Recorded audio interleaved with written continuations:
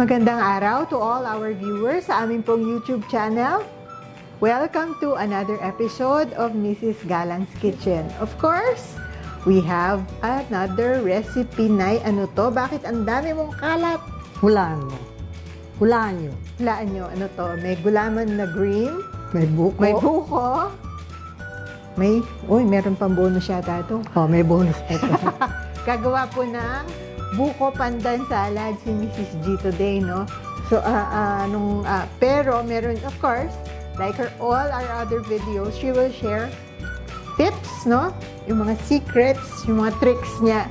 So, how to keep your pandan salad or how to make your pandan salad. Tapos, yung paano to medyo mapapatagal. Although kung ayaw mong mapanis settle, isa lang ang solusyon dyan eh. Ubusin nyo agad. Okay. Tapos meron pa siyang bonus na gagawin sa pandan salad. Hindi na po namin patatagalin sa amin pong pagbabalik our buko pandan salad recipe.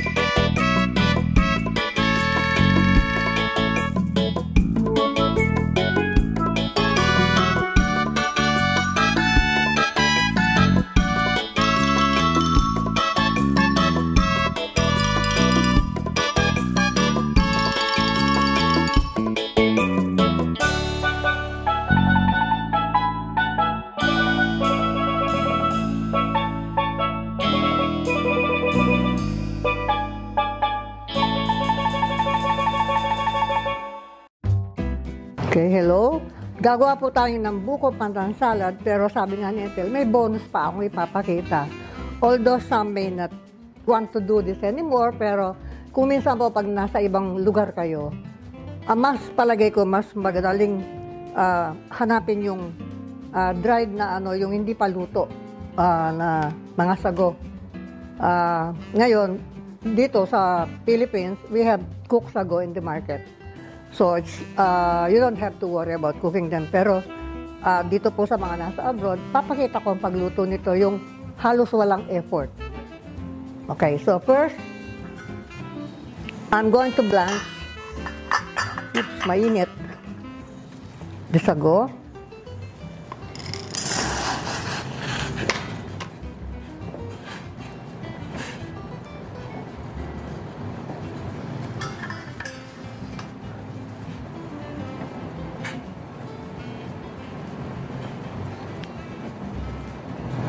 I separated the pearls, the sago pearls, yung mga balls, before I blanch them. Now I'm going to transfer. I have here pandan water that has been boiling. Now I'm going to drain my sago. So, I'm now going to start cooking them.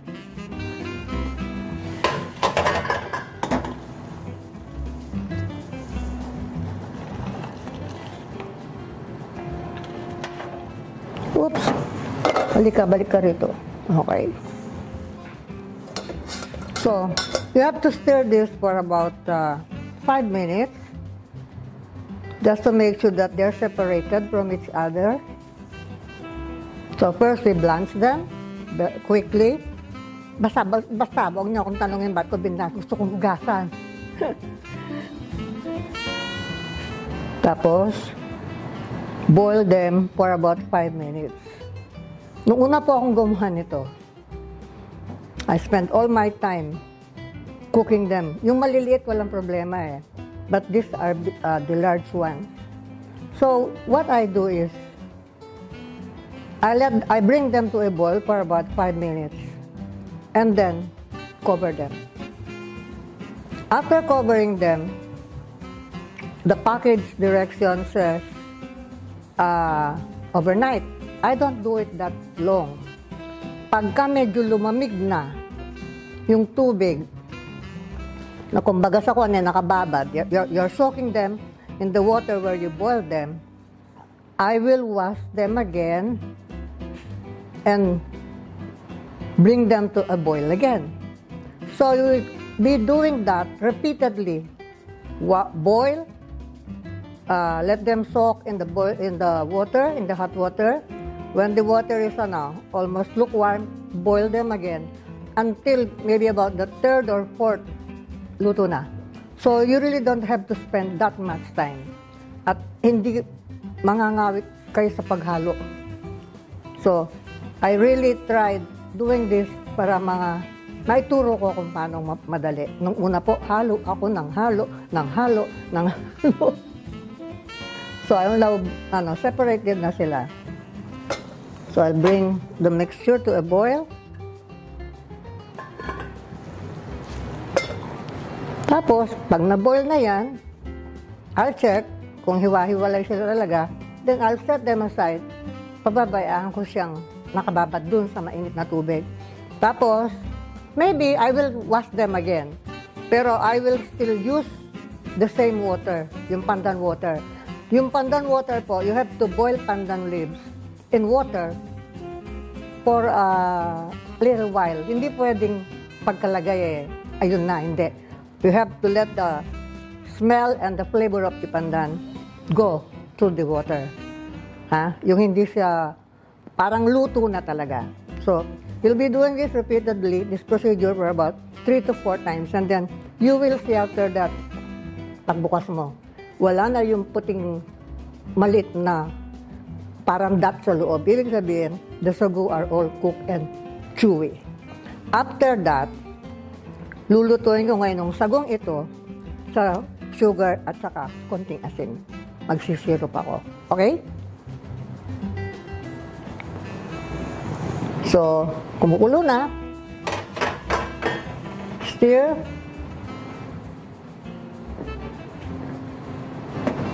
And then, turn off. Transfer tayo dito. Huwag niyong galawin yan, pabayaan niyo lang siya.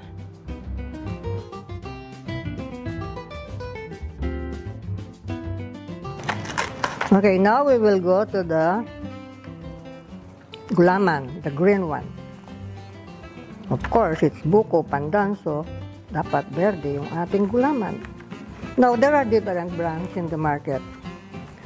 But the safest way, para sigurado kayo hindi magbubuo-buo, although there are some brands that dissolve easily, pero meron pong brands na nahirapan ako, nagbuo-buo.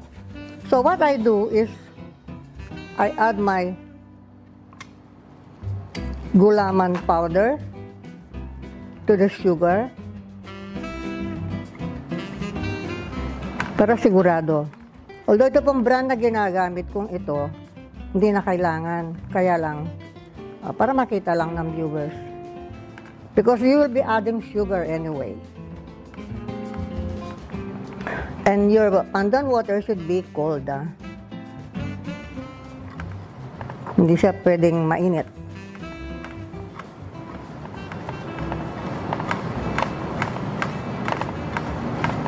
At sometimes, pag may katabi akong strainer, eto, i-strain ko siya. Meticulosa.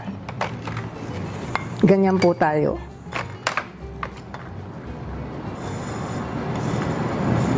Of course, I have to do it slowly dahil nanonood kayo.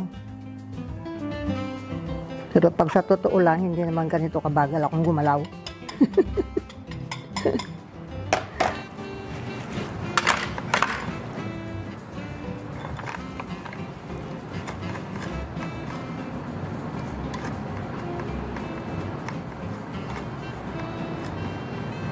Pwede na to. Okay. Now, I'm going to add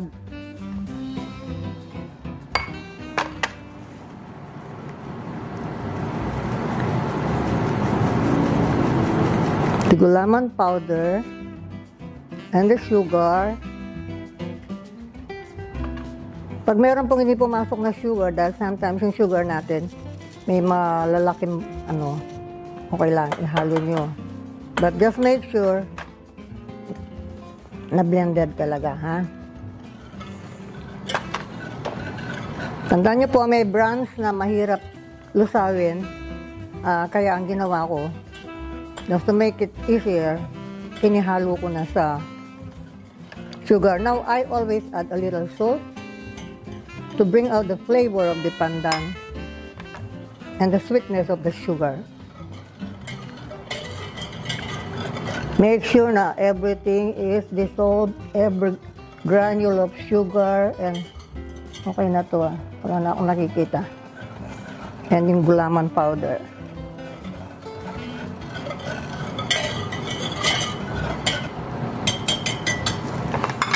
Now, I'm going to bring this to a boil while stirring continuously over medium heat.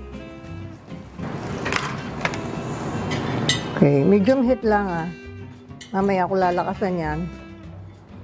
Habang dinidissolve ko yung kung may natitira mang granules ng sugar o gulaman.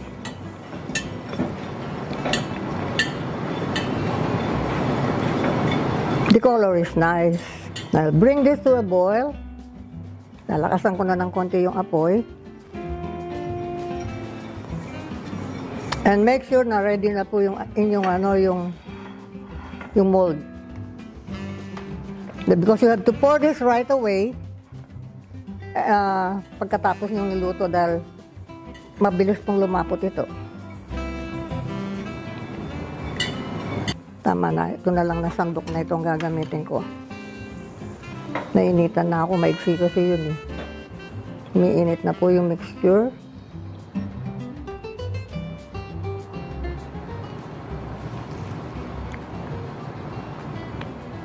It's getting thicker now.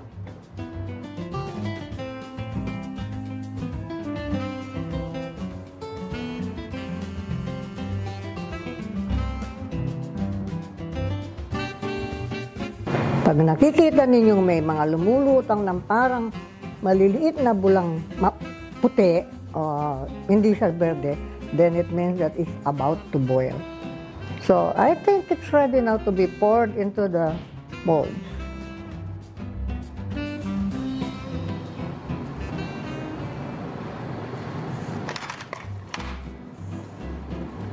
It's almost boiling.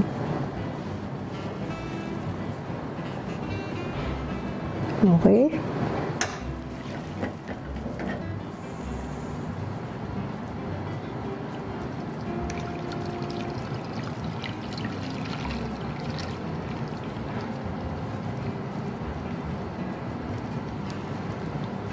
Mali ang tansya ko, makapal pa rin siya. Kailangan pa rin slice ng parang 2 layers. Parang slice mo sa gitna. Okay. So, we will now pull this mixture. Sa room temp lang po. You don't have to, if you want to get, you don't have to refrigerate it. Mainit pa naman. If you want to get rid of the bubbles, you just strain. When you pour the mixture into the mold. Pero wala naman yan Hindi na yan makikita. Okay? Okay, now we're going to prepare the white gulaman. So, again, sugar, the gulaman, the white gulaman. Now I'm going to mix.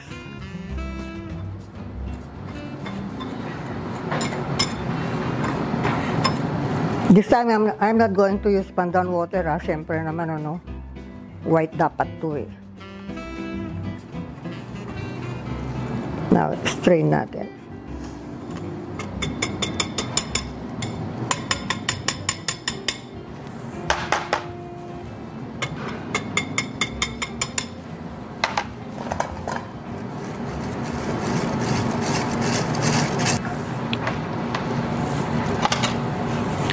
after mixing together the gulaman and the sugar, I'm now going to add a little salt para may lasa. Tapos, i-dissolve ko na dito sa ating liquid.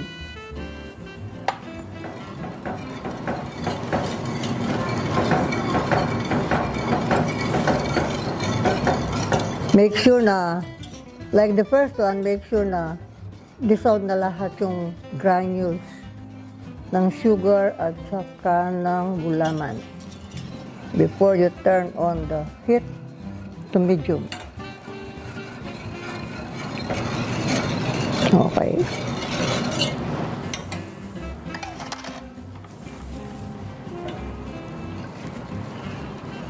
Okay.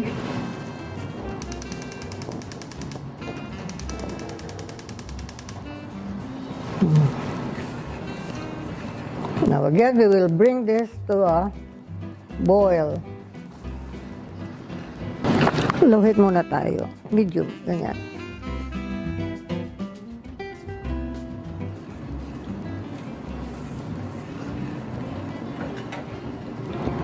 I'm going to add the milk.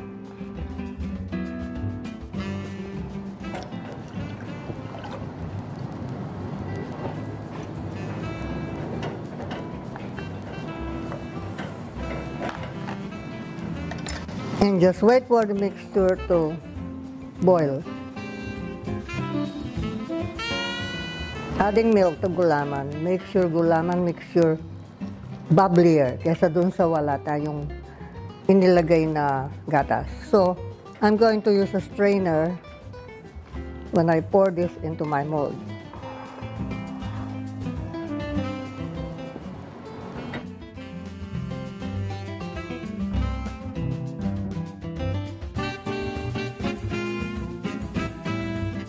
Okay, I can see bubbles dito sa side dito. So, pwede na to.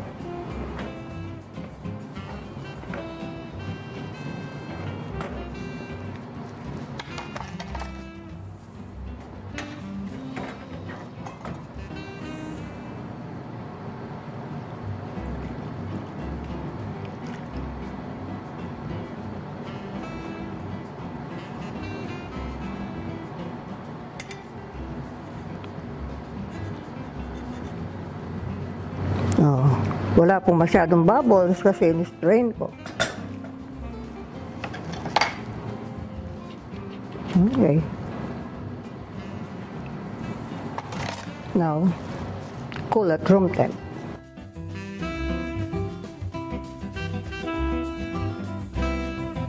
Okay. So, these are the cooksago na pin-repair ko po.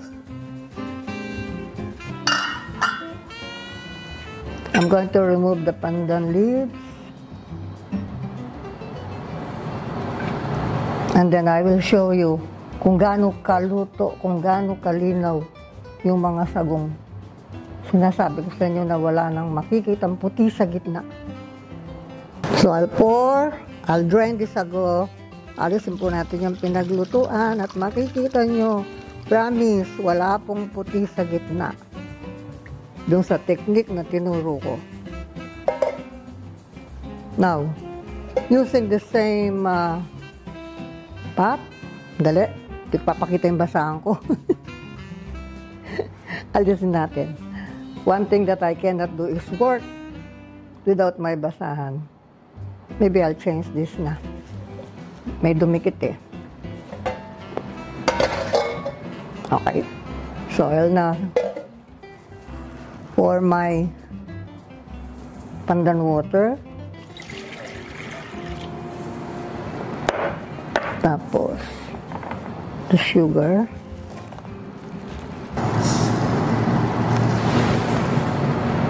You can stir your water and sugar mixture habang wala pa sa apoy. Pag nasa apoy na po, wag na. Lalo na pag kumukulo na at magiging bato yan. Tapos, I would like to add a little salt. Here pala. Meron na ako. To bring out the flavor. So,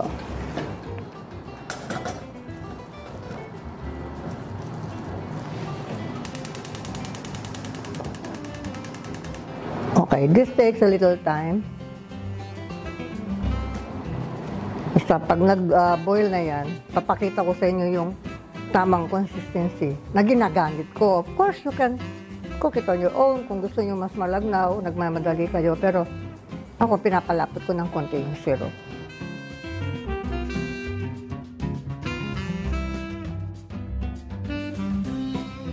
Okay, when you see big bubbles, ibig sabihin po nun, your syrup is getting thicker.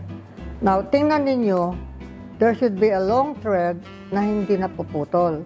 This one, hindi pa po siya long thread, short pa lang. Oh, pero pwede na rin siya nito. Dahil makunat naman po yung sago natin. So, I'm going to add the sago at huwag kang tatalon. Hawakan ko na ha. Nakagwantis naman ako. Yun, tumalon na yung isa. Balik ka.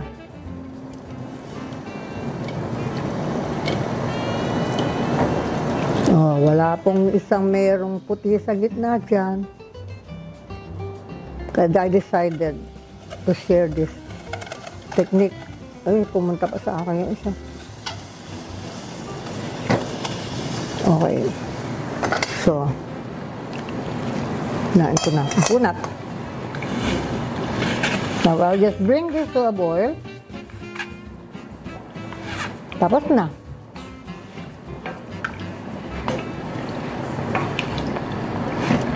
This time you can stir kasi meron ng ibang nakalagay sa sugar ninyo. Pero kung purong syrup pa lang, huwag niyong gagalawin. Baka kayo magsisi. Because once the sugar crystallized, wala na po, hindi na yun mahirapan na kayo maglusaw. So, I'll just bring this to a boil and then done na tayo sa ating sago.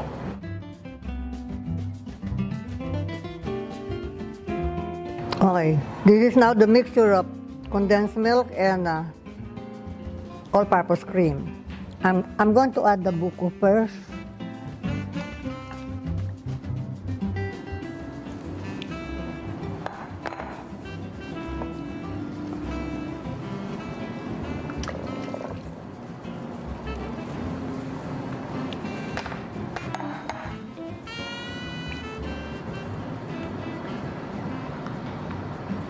And then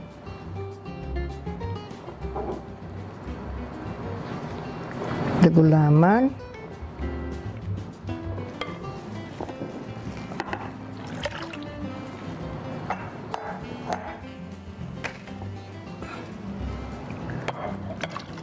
Tama ako.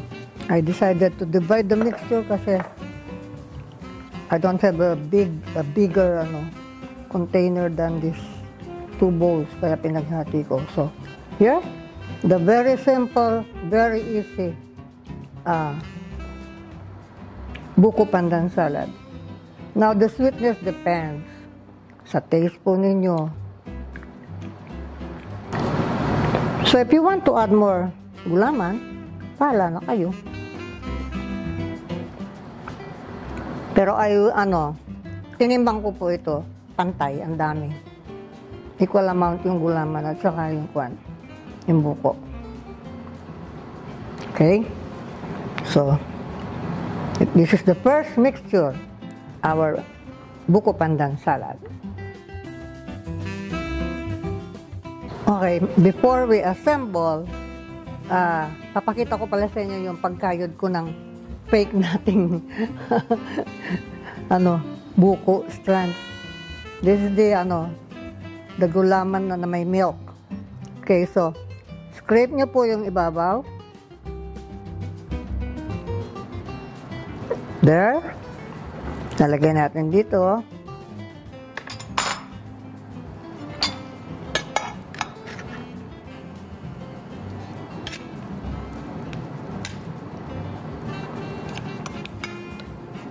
Makunat-kunat po itong ginawa ko dito. Wait, ayaw nyo maghiwalay. I need, teka, itong aking ay lumabas oh. Hawakan ko na kasi nakagwantis naman ako. Okay.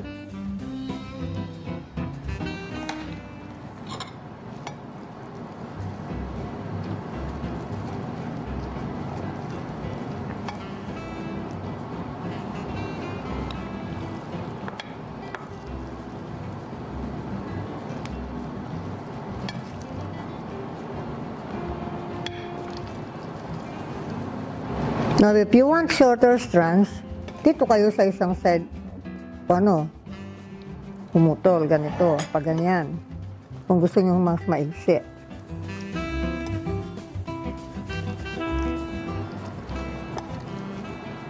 Okay? Tapos, yung matitira po, I just cut it into cubes. Wala namang masasayang dito eh.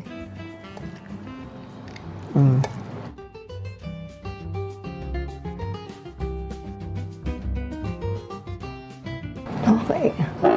So, this is a mixture of full cream milk and buko juice. Depende na po sa inyo kung gaano ka-rich and creamy ang gusto yung lasa.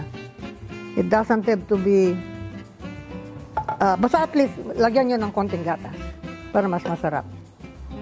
Ngayon, pag wala kayong maski puro buko juice lang, masarap na rin. So, I'm going to assemble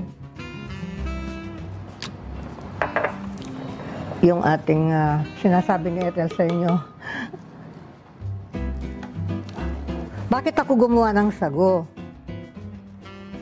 Kasi, masarap makunat yung just to prove to you na makunat yung sago, po ito, nagbuo-buo, nagdikit-dikit. There. Tapos, lalagyan ko ng konti pang gulaman.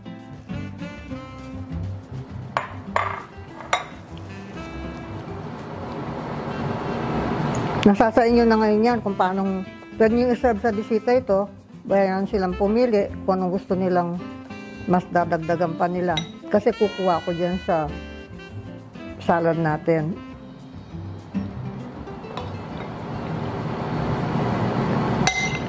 Nanghinayang kasi ako dun sa dami ng sabaw ng buko. So I said, what will I do with this buko? Of course, you can always drink buko juice, pero merong mas magandang paraan, di ba? So, ayan. Inaabangan na po ni Ethel ito because of the sago. And then, kukuha tayo ng konti. Ito.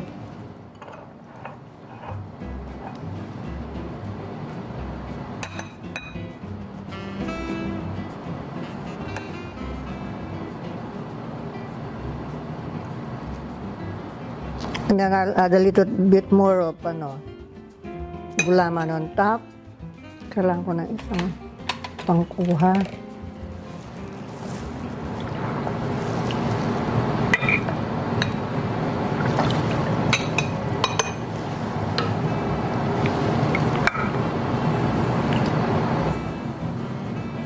Para gulaman at sago talaga. Na meron siyang buko pandan salad. Tapos, a little liquid.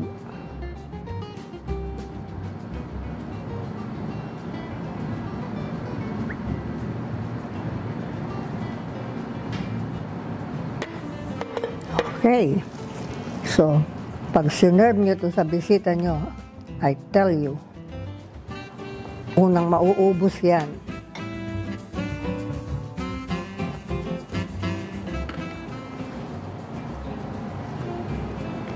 Tapos, dito, mas marami akong inilalagay na liquid.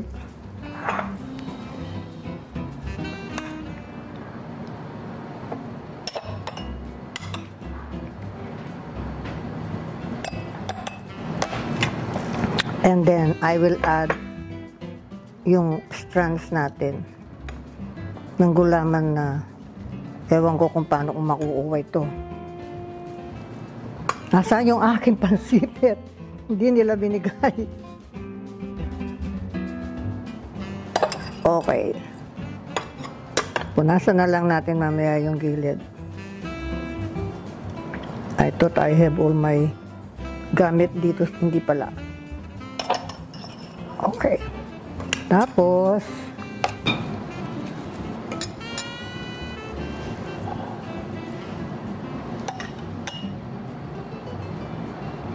May totoo siyang buko,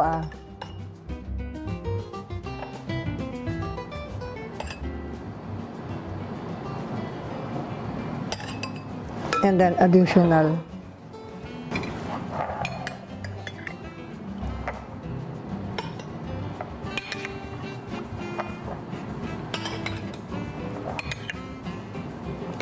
This time, mas marami siyang liquid. Okay.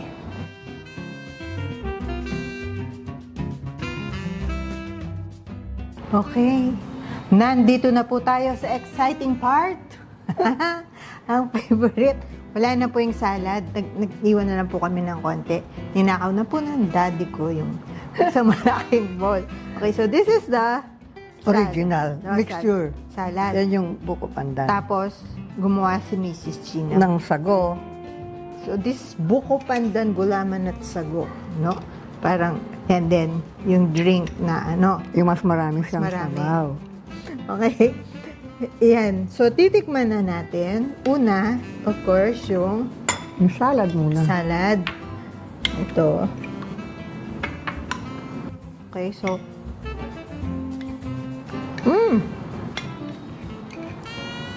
So, yung ginawang fake buko strings ni Mrs. G.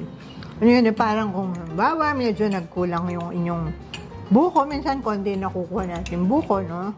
Pwede na yun. Pero, of course, kung puro ganun lang ilalagay nyo, hindi siya maglalasang buko. So, you can't really call it buko pandan, ano? Ang sarap po. And then, ito.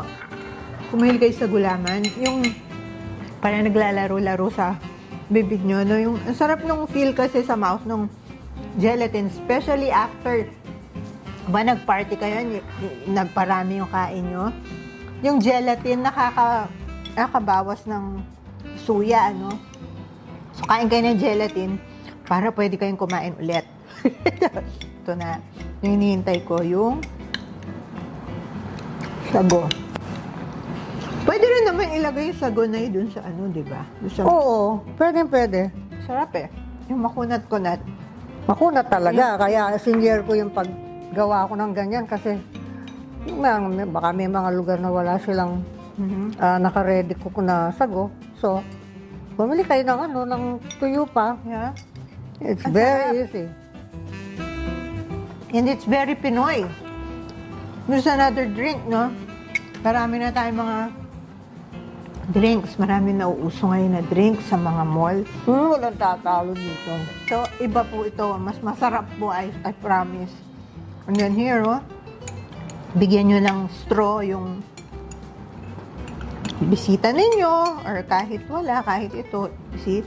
This is more, show the camera. Of course, dahil mas marami itong liquid, mas ano siya, mas malabnaw. But, ang haba ng strands ng ano, dapat hindi po malabnaw ang lasa. Dapat maiksi lang yung ginawa kong dun sa milk gelatin. Hindi po malabnaw ang lasa talaga. Okay, so, pwede ba ito lagyan ng pinipig? Pwede, no? Toasted pinipig. Okay, so, idea po yan. Yung binigyan lang po kayo ng bagong idea ni Mrs. G. This is new to you, no? Of course, you can always innovate and add whatever you want to add. In fact, habang ginagawa ko lang yung buko pandan salad, dun na lang nakita ko yung sabaw ng buko. Sabi ko, anong gagawin ko dito? Yan lang po. Yun po naging dahilan. Nanginayang siya doon sa sabaw ng buko. So, she made it into a drink. Okay? Easy lang naman po. Okay? So, for your questions, comments, and suggestions, just leave us a message sa amin pong Facebook page, facebook.com/Mrs. Galang's Kitchen. That's for the Emelita W. Galang Culinary Arts Studio. Nandyan po ang address sa screen. And for our other recipes, our other YouTube episodes, nandun po sa aming YouTube channel, Mrs. Galang's Kitchen. If you're not yet a subscriber, please click on subscribe and tap on the bell so you can receive updates for every time meron kaming bagong recipe na isi-share sa inyo. And also our Instagram account, Galang Culinary Arts, para po updated kayo. Kung wala kayong FB account, there's our Instagram account. Just follow us there we post updates also about our classes, about our new recipes and whatnot. Okay? So hanggang sa susunod po, meron na tayong drink, meron na tayong dessert. Okay? So, yung mga main dishes, nandun po sa Mrs. Galang's Kitchen at channel. Okay? So hanggang sa susunod po, maraming salamat!